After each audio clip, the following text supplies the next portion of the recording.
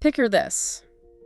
You are sitting across the kitchen table from your spouse, and the air is just thick. Oh yeah, we know that feeling. Right. You are locked in this argument that, let's be honest, it feels way less like a conversation and like a lot more like a high-stakes standoff. And exactly, every single word feels like a tripwire. Yeah, and you're waiting for them to slip up, and they're waiting for you to concede.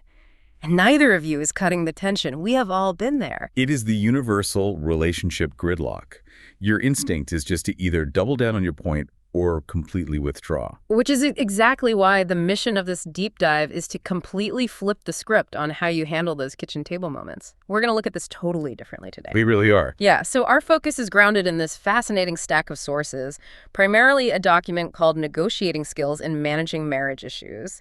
And it basically takes the literal life or death tactics of former lead FBI international kidnapping negotiator Chris Voss. Such a great context. Right. It takes those FBI tactics and just maps them directly onto our living rooms.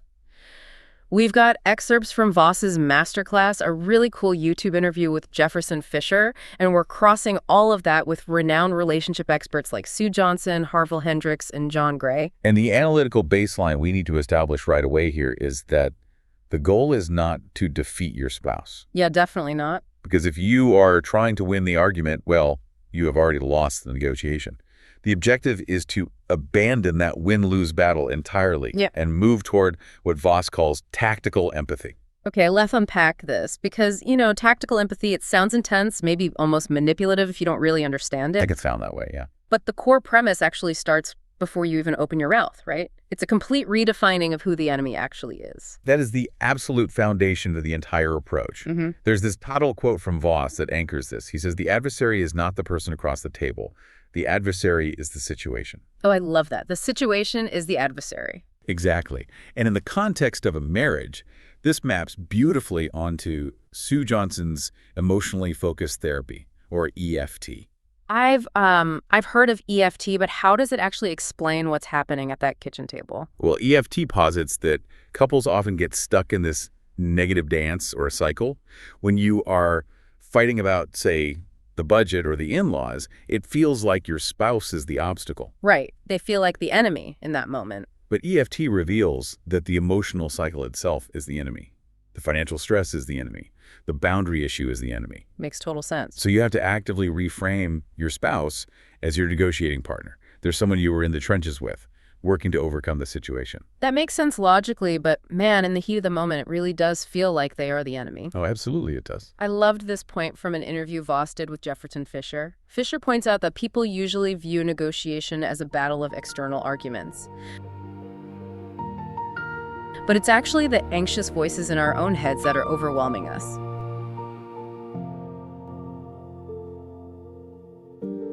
Your primary goal, neurologically speaking, is to diffuse that fear center, both in yourself and in your partner. So it sounds like we usually treat marriage arguments like a courtroom drama, right? Oh, for sure. Where we need to cross-examine our partner, trap them in a contradiction, and prove our case to some phantom jury. That is exactly what we do.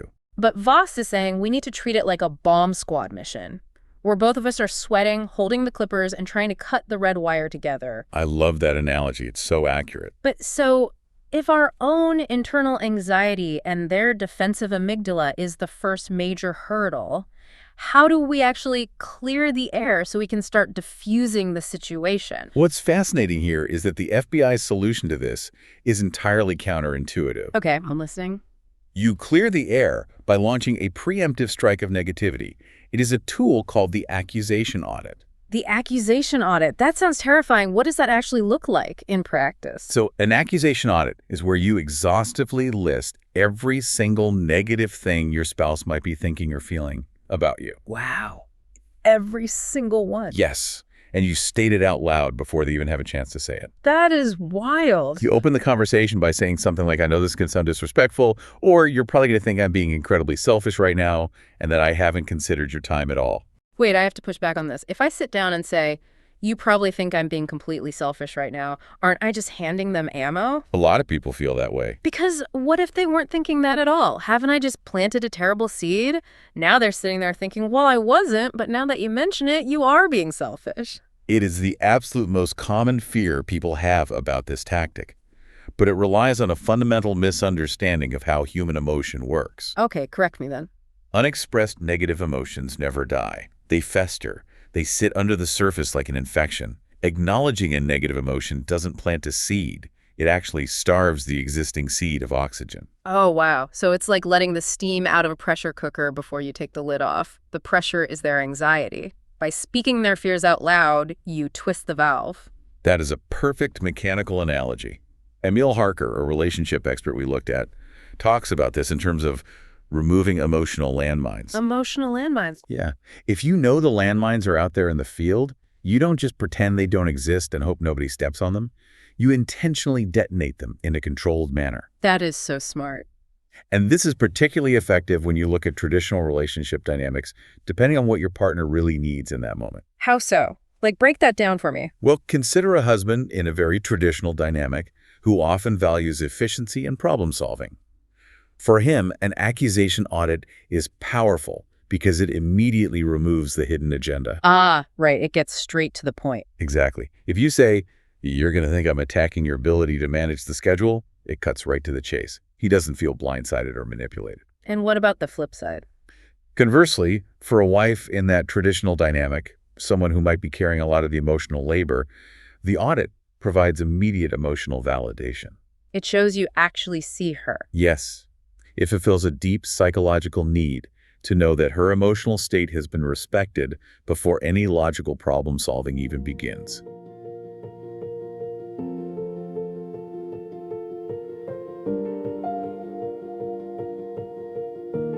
Okay, so the pressure cooker valve is open, the emotional landmines are cleared, but getting them to actually engage without getting defensive is the next hurdle. Right. And this leads to a tactic that absolutely blew my mind when I read it. You don't ask your spouse for a yes, you actually pursue a no. Yes, because in negotiation, yes is often a trap. It really is. I mean, think about your everyday life. When someone asks you, is this a good time to talk? You immediately panic. Yes. Your immediate internal reaction is defense. You think, what are you about to ask me for? How long is this going to take? Because saying yes is a commitment, and commitment makes human beings anxious. Exactly. When you ask for a yes, your counterpart feels like every piece of information they give is a concession that will be used against them. But a no is different. Completely different. No operates entirely differently. A no relieves the fear of commitment. People feel safe, protected, and autonomous behind a no. That is so counterintuitive, but it makes so much sense. Voss points out that this is almost a Pavlovian response. Think about a toddler. Even as little kids, our absolute gut reaction to protect our autonomy is to yell no. Oh my gosh, yes. It's a psychological safety blanket. You are handing your spouse this blanket of no so they can wrap themselves up and feel totally secure. And you can leverage that to start the dialogue safely. Instead of asking, is this a good time to talk, you ask, is now a bad time to talk? Oh, that's good. Instead of saying, do you agree with this budget? You asked, are you against this idea? It's a tiny semantic shift, but the impact is massive. It changes the entire power dynamic, especially for a wife feeling overwhelmed by emotional labor. A no-oriented question like, would it be ridiculous if I asked for 10 minutes of your undivided attention? That gives her total control. Exactly. It allows her to feel completely in control of her own time. She has the power to deny the request without feeling like the bad guy, which ironically makes her much more likely to drop her guard and engage. All right, so the safety blanket of no got them talking.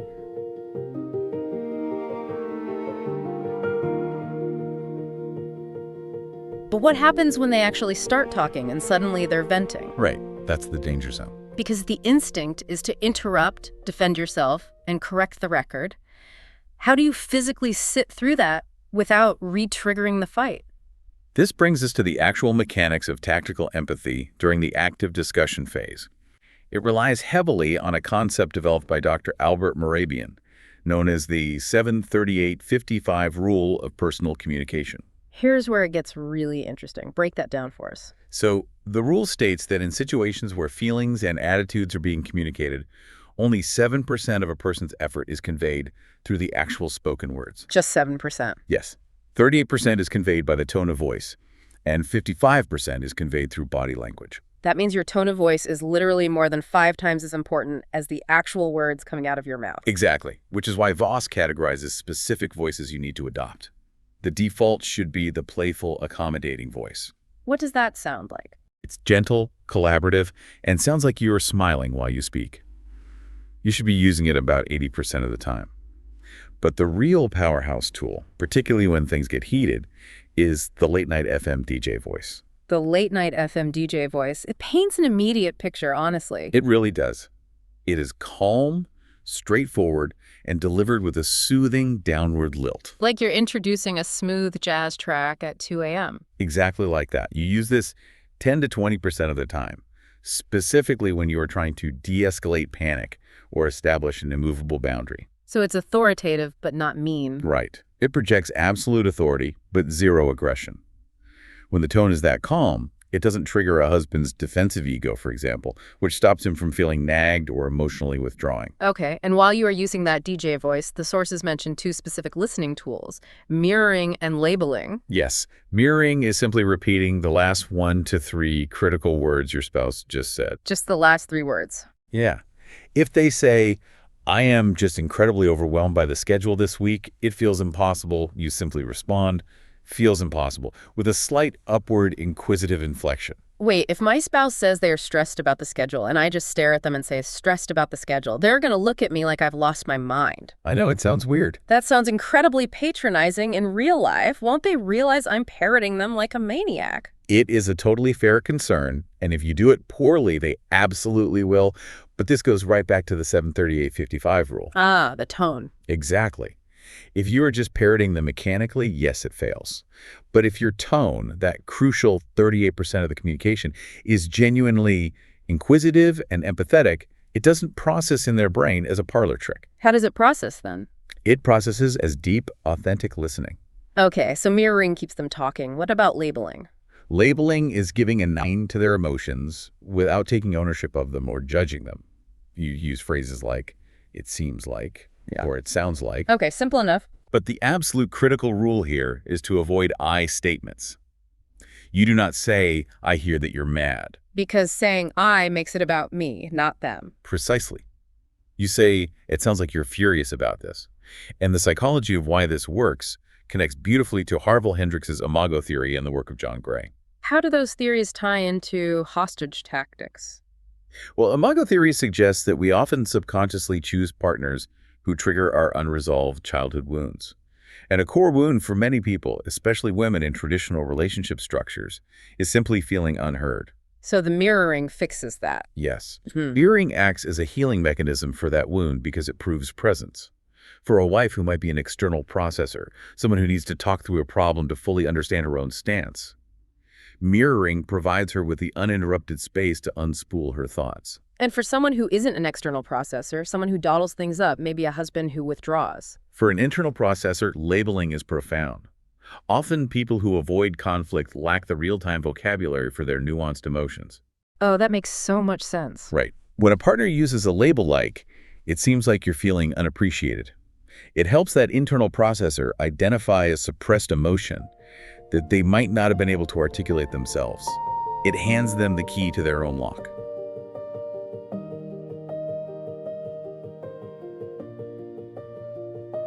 So, okay, we are actively listening. The pressure cooker is vented. The tension is low. But eventually, you have to actually solve the issue at hand, right? Yes, the dishes still need to be washed. Exactly. The budget still needs fixing. The in-laws are still coming over for the holidays. How do we transition from making them feel heard to actually problem-solving without ruining all the goodwill we just built? This requires changing the power dynamic of the conversation, using what Voss calls calibrated questions. And the biggest rule here is to completely drop the word why. Why is absolute poison in a negotiation.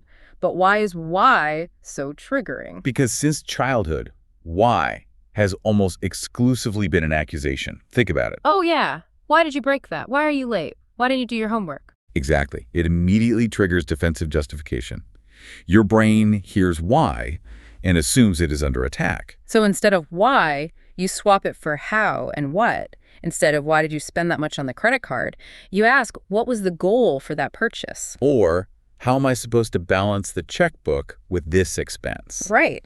Those how and what questions are brilliant because they force your counterpart to look at the problem from your side of the table. Yes, but they maintain their autonomy. They still feel in control. This is huge for a husband in a traditional provider or protector role. You are criticizing his performance. You are handing him a puzzle and asking him to help you solve it. It turns a confrontation into a joint mission. You are literally moving them to your side of the table. Yes. And if we connect this to the bigger picture, all of these tools, the accusation audit, the no-oriented questions, the mirrors, the labels, the calibrated questions, they are all designed for one ultimate purpose. What's that? They are designed to help you uncover the ultimate prize in any negotiation, the black swan. It sounds like a mythical creature or like a finance book. But in this context, it's the thing that changes everything. What exactly is a black swan? A black swan is a deeply hidden, seemingly innocuous piece of information that, once revealed, completely changes the entire landscape of the negotiation. It is the hidden motivation. Exactly. To illustrate how powerful this is, the sources share the unbelievable story of Dwight Watson. Oh, this story is wild. Walk us through what happened. So in March 2003, Dwight Watson, a distressed tobacco farmer, drove a tractor into a pond on the National Mall in Washington, D.C. Wait, a real tractor? A literal tractor, and he claimed he had explosives. That is insane. It triggered a massive multi-agency standoff. He told the press and negotiators that God had instructed him to protest federal agricultural policies, and he was fully willing to die for his cause. The FBI must have been completely gridlocked. They were. Traditional negotiation tactics were failing because Watson was operating on a logic system that the FBI just didn't understand. A literal worst-case scenario. A guy willing to die sitting on a bomb next to the Washington Monument. But Voss and his team didn't just argue with him. They used tactical empathy. Through patient conversations, utilizing calibrated questions, and deep listening, they uncovered a detail. Watson mentioned that he would surrender, but only after 3 days. Which seems like a random detail until you look closer. Exactly. Why 3 days? Through auditing his background and listening to his worldview, they discovered that Watson had served as a military police officer in the 82nd Airborne, which instilled a rigid adherence to rules. Okay, so he's a rule follower. Right. Combine that with his deep religious beliefs, and they found his black swan. The biblical theme of the dawn of the third day, like Christ emerging from the tomb after 3 days. That was it. That was his black swan. Once the FBI understood that deeply held, hidden motivation, they completely stopped arguing with him about the tractor, the agricultural policies, or the explosives. They stopped trying to force a yes right then and there. Exactly. They played to the black swan. They aligned with his worldview and suggested he surrender on the dawn of the third day. And he did. The standoff ended peacefully after 48 hours without a single shot fired.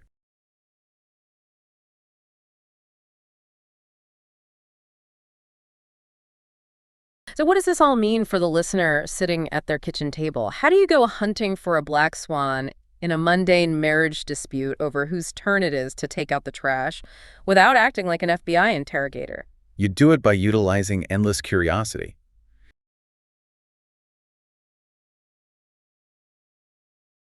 You have to completely abandon the notion that your spouse is crazy or just being difficult. Right. Nobody thinks they're the crazy one. Nobody is crazy in their own mind. Yeah. They have a rationale. They have a fear.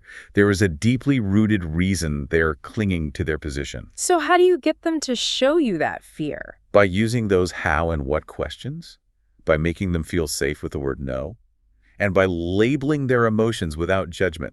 You create a psychological environment where they will voluntarily reveal their inner world. So you don't have to pry it out of them. No, they will hand you their black swan. Their real fear of failure is apparent. Their hidden, crushing stress at work, their deep insecurity about aging. They'll hand it to you if you simply make it safe enough for them to do so. The argument about the trash is almost never about the trash. It's about the black swan. That is incredibly profound. So, to wrap this up, look at the absolute powerhouse of a toolkit you now have at your disposal. The next time the tension spikes at the kitchen table, remember your spouse is not the adversary. The situation is. Clear those emotional landmines immediately. Right. Twist the pressure valve with an accusation audit. Embrace the safety blanket of the word no. Channel your inner late-night FM DJ to keep their amygdala calm. And use calibrated how and what questions to dig past the surface argument and find the black swan hiding underneath. This raises an important question, though. Voss explicitly warns us that unexpressed negative emotions never die. They just fester.